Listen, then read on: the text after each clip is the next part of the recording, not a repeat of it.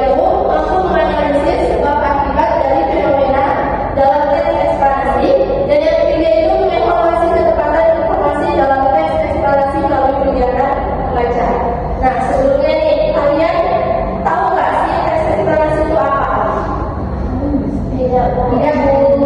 Oke, jadi teks eksplorasi itu adalah menjelaskan tentang proses terjadinya fenomena. Fenomenanya berupa fenomena alam atau fenomena sosial. Nah, itu merupakan dari teks eksplorasi. Sebelumnya nih, Ibu akan bertanya, kalian pernah nggak melihat terjadinya bencana alam, fenomena alam apa yang terjadi saat ini?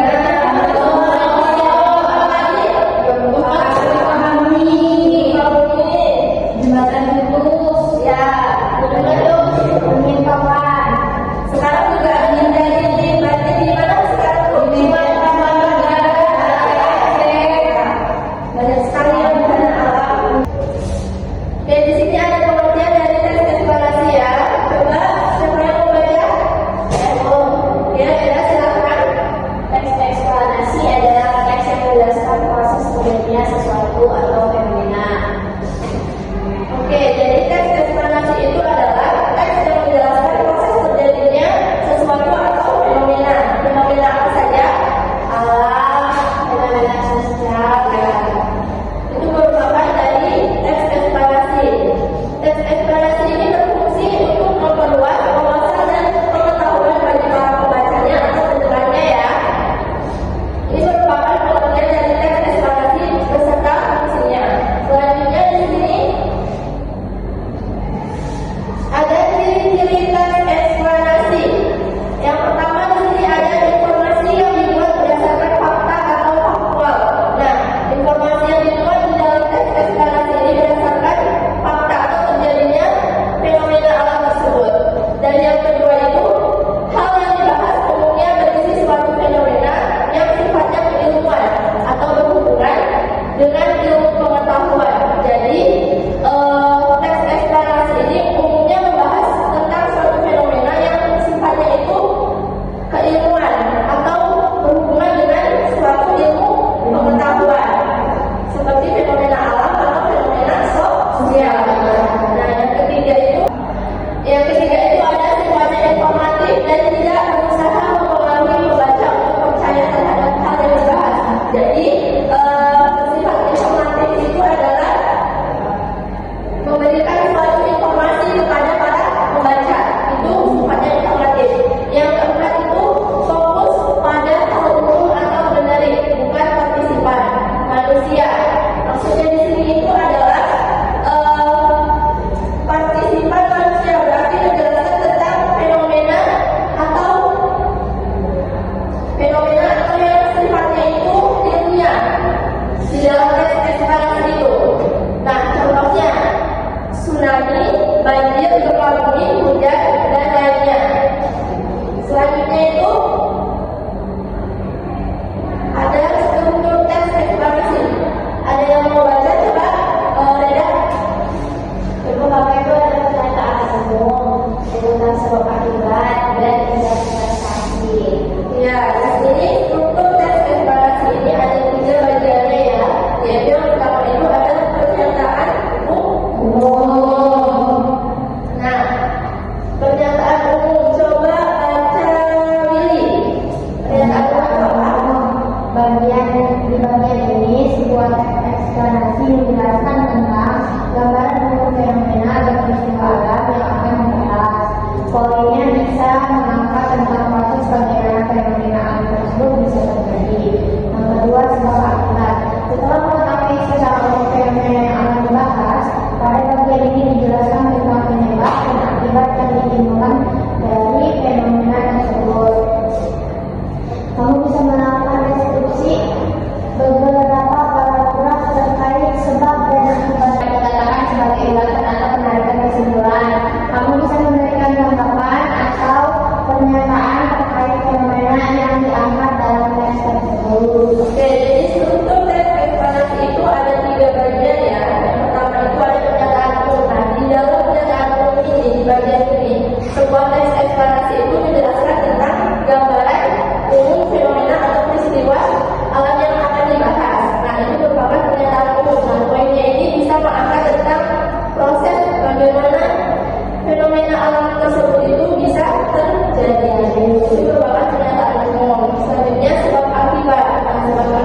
itu tadi sudah dibacakan oleh Lili, yaitu setelah mengetahui secara umum fenomena yang dibahas, selanjutnya dijelaskan tentang penyebab dan akibatnya yang terjadi di dalam teks ekspansi tersebut.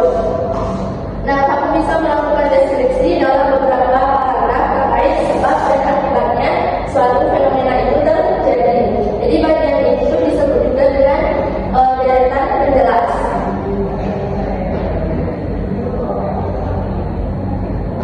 Nah, yang terakhir ini ada interpretasi.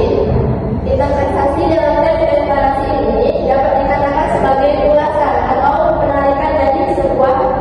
Jadi interpretasi itu adalah kesimpulan dari teks ekspansi tersebut. Paham sampai sini? Paham. Ada yang menanyakan tentang struktur teks ekspansi? Iya. Oke. Selanjutnya di sini ada kaidah perbahasan.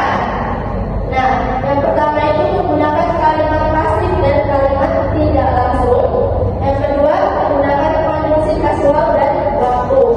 Yang ketiga, terdapat istilah ilmiah. Yang keempat, menggunakan kata kerja material dan rasional. Dan yang terakhir itu bersifat informatif. Jadi kaidah pembahasan itu ada 5 bagian ya.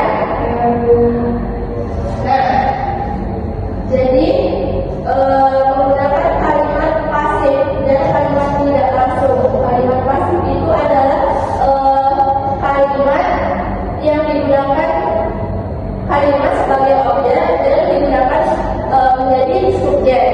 Itu kalimat pasif. Dan kalimat tidak langsung. Nah, di sini ada contohnya kalimat pasif dalam teks ekspansi.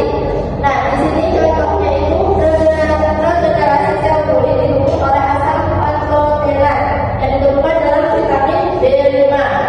Contoh kalimat tidak langsungnya di sini dalam teks ekspansi, dokter menyatakan bahwa makanan sehat dan olahraga adalah kunci utama untuk menjaga kesehatan. Yang kedua, menggunakan konjungsi kasual dan waktu. Nah, konjungsi kasual itu adalah kata penghubung yang mengaitkan dua peristiwa atau ide dan menunjukkan hubungan sebab akibat atau terjadinya suatu fenomena tersebut. Konjungsi kasual ditandai dengan penggunaan kata karena sebab oleh kata itu. Dan yang kedua, coba baca unit konjungsi waktu atau temporalnya. Konjungsi waktu atau temporal adalah kata hubung yang berkenaan dengan waktu, biasanya ditandai dengan penggunaan kata kemudian, lalu, sejak, ketika, saat, dan sebagainya. Oke, itu ada 2 ya, konjungsi kasual dan waktu. Selanjutnya di sini terdapat istilah ilmiah. Nah, di dalam teks ekspansi ini juga menggunakan istilah ilmiah untuk menjelaskan suatu fenomena yang terjadi. Contohnya di sini ada erosi, sedimentasi, drenasi, dan lain sebagainya. Dan yang kedua di sini menggunakan kata kerja material dan rasional. Nah, kata kerja material dan rasional ini menggunakan kata kerja yang merujuk pada suatu tindakan yang dapat dilihat atau dirasakan secara fisik ya. Contohnya di sini